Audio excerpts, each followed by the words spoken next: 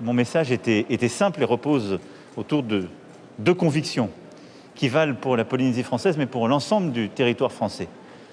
La première, c'est que nous avons une arme qu'il faut utiliser, qui est le vaccin.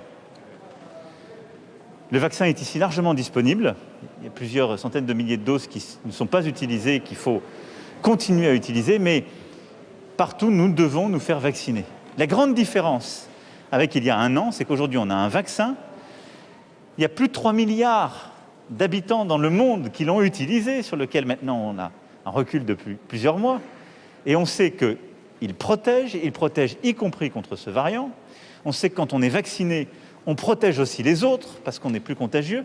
Et on sait qu'on protège l'ensemble de la collectivité, parce que quand bien même on l'attraperait, dans des proportions bien moindres, eh bien on ne fait plus de formes graves. Et donc, si on aime sa propre liberté pour soi, et si on respecte les autres, le seul geste à faire, c'est se faire vacciner. Le seul. Et ça, c'est le premier message. Et je le dis partout sur notre sol. Deuxième chose, c'est qu'évidemment, c'est un message de soutien à l'ensemble des équipes soignantes, parce que la pression va continuer à monter. Et donc, il est important que nous continuions d'être mobilisés. J'ai vu ici des équipes formidables, qui, avec beaucoup de courage, ont su affronter les vagues précédentes. Je sais qu'elles sont prêtes, mais nous continuerons là aussi à être à leur côté, avec le matériel, avec si besoin la réserve sanitaire et les moyens militaires. Voilà les deux messages principaux. Monsieur le Président, comme vous le savez certainement, la Polynésie connaît un taux de vaccination très faible, 30%. Aujourd'hui, vous avez certainement vu en passant devant des manifestants qui manifestaient contre l'éventuel pass sanitaire. Est-ce que vous pensez que pour encourager les Polynésiens à se faire vacciner, un pass sanitaire en Polynésie sera obligatoire ? Nous aurons l'occasion d'y revenir durant tout ce déplacement. Je pense que la première chose, je crois d'abord à la conviction et à la responsabilité individuelle. Je pense que c'est la responsabilité de tout le monde, des décideurs, de celles et ceux qui ont de l'influence, d'expliquer, de convaincre, d'amener. Je vous le dis d'un point de vue... Moi, je ne suis pas médecin, mais j'écoute celles et ceux qui savent. Les sociétés savantes, les meilleurs experts, d'abord ont homologué ces vaccins, et ensuite en mesurent l'efficacité. Et donc, ce que je vous dis repose sur la science. Ça, c'est le premier point. Pour toutes celles et ceux qui croient à la science, il faut se faire vacciner. Ensuite, il y a le rôle des traditions, des cultures. On a vu une formidable innovation et une praticienne ici qui se déploie à l'hôpital. Et je salue vraiment ce geste et cette innovation, cher Président. Et je lui demandais si elle était vaccinée. Oui, elle m'a dit « je suis vaccinée ». Et donc, elle m'a dit « je l'ai fait, mais je convainc ». Donc, je compte beaucoup sur madame. Et sur toutes celles et ceux qui, comme elle, sauront aussi ouvrir une autre voie, à côté de la voie, je dirais, scientifique, oserais-je dire cartésienne, qui est celle de la culture, des pratiques, d'un autre dialogue, du langage, du cœur, de la culture, et aussi d'une forme de passage plus ancestral, et qui se respecte tout autant. Ça, c'est le deuxième levier. Et puis le troisième, c'est partout, nous devons faire société. Et on ne doit jamais l'oublier. À juste titre, nous sommes tous et toutes attachés à la liberté. C'est ce qu'on veut. Et on est attaché à la liberté pour nous-mêmes, pour nos proches. On est attaché aussi à la liberté dans un territoire formidable comme celui-ci, qui doit accueillir le reste du monde aussi dès que possible. Aucune liberté n'existe sans devoir. La liberté où je ne dois rien à personne n'existe pas. C'est une fiction. Les gens se mentent à eux-mêmes.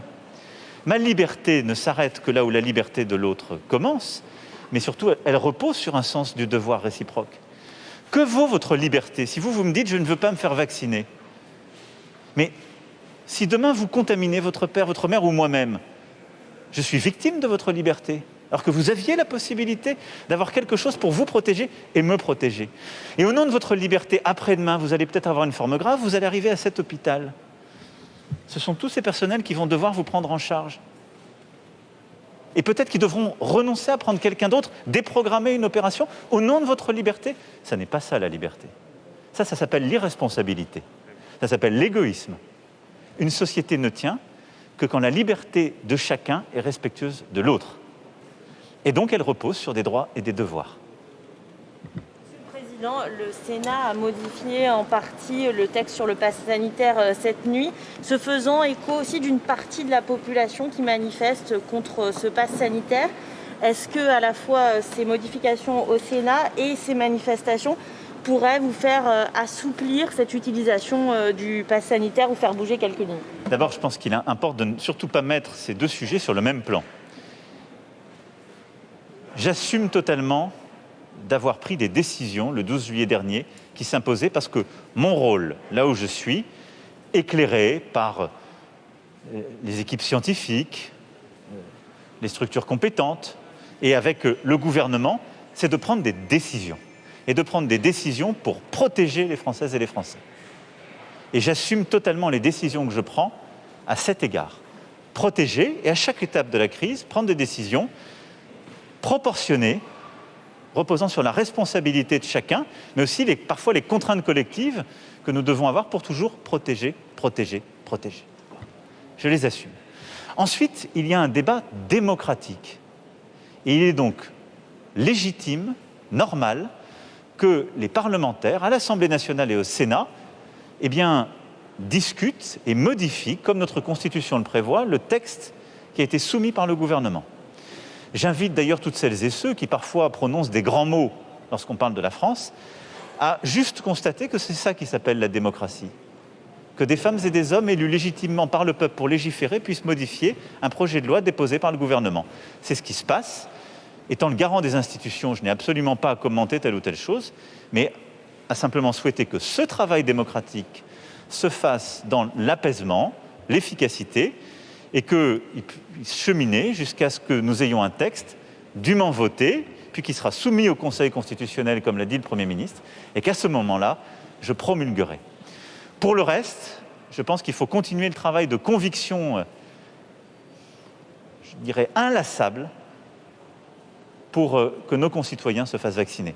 Je me félicite que durant les 15 derniers jours, on ait constaté une forte augmentation de la vaccination. Nous passerons sans doute dans les prochaines heures le cap des 40 millions de primo-vaccinés. On ne pensait pas passable avant plusieurs semaines. Donc il y a eu une forte accélération. On doit continuer car il y a encore des doses disponibles et je le redis, le vaccin est la seule protection efficace. Il faut le compléter par des fameux gestes barrières contre le virus, par une prudence, une précaution qu'on connaît, mais le vaccin est entre nos mains. Et donc c'est ça qui compte.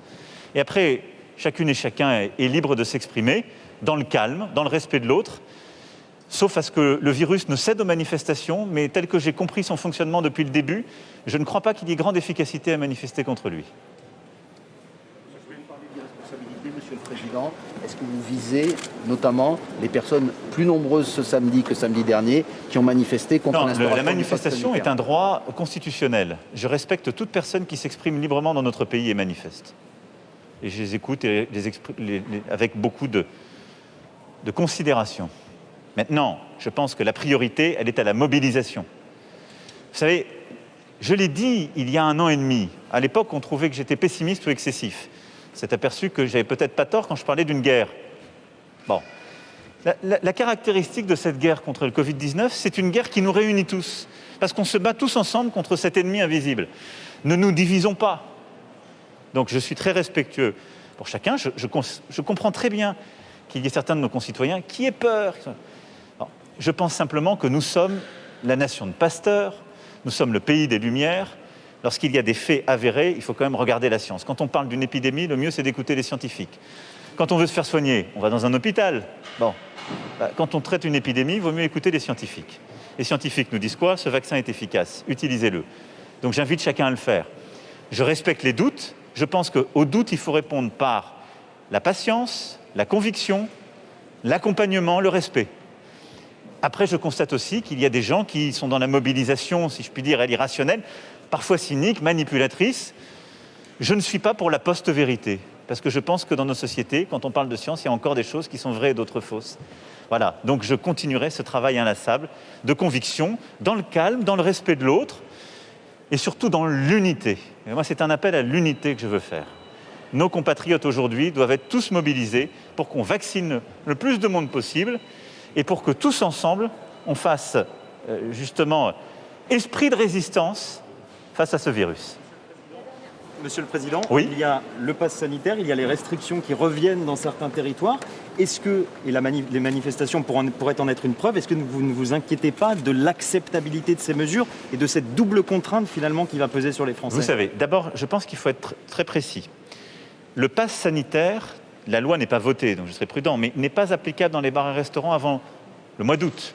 Il est donc légitime que dans des territoires où l'incidence augmente très fortement, il y ait des mesures de freinage, le pass sanitaire n'étant pas possible dans ces établissements, qui soient prises. Elles ne sont pas cumulatives aujourd'hui. Le pass sanitaire n'est possible que dans les structures de rassemblement, les concerts, les festivals, etc. Pas dans les lieux de la vie quotidienne. Donc il ne faut pas tout confondre. On a tendance à confondre la réalité et le débat pour dans les semaines à venir. Aujourd'hui, le pass sanitaire, de par la loi, n'est pas imposé dans les bars et les restaurants, dans ces endroits où parfois l'épidémie pourtant remonte. Donc il est normal, au plus près du terrain, on a appris de notre expérience. Qu'est-ce qu'on fait? Premièrement, je le rappelle, si on ne veut pas la contrainte, si on veut vraiment au maximum vivre le plus normalement avec le virus, le vaccin, le vaccin, le vaccin. La deuxième chose, quand il y a une accélération très forte de ce variant, il est légitime qu'il y ait au plus près du terrain, en concertation avec les élus, des mesures pour protéger chacun et pour éviter qu'on aille dans des situations qui soient plus graves et hors de contrôle. Et ça, je ne vais pas m'exprimer là-dessus, c'est une liberté qui est laissée au terrain, elle est légitime et nécessaire.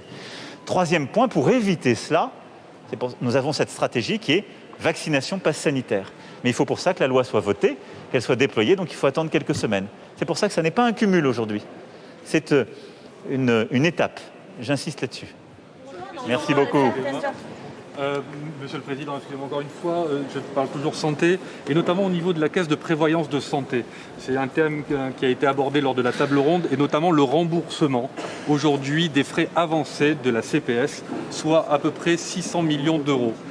Est-ce que l'État va prendre aujourd'hui ses responsabilités? Alors j'aurai l'occasion sur ces sujets, en particulier les sujets qui sont très attendus, je le sais, nucléaire, remboursement, etc. J'y reviendrai de manière spécifique demain et après-demain. Donc vous pouvez compter sur moi, je répondrai à ces questions et vous aurez l'occasion de toutes me les reposer à la fin du séjour. Merci beaucoup. Merci beaucoup.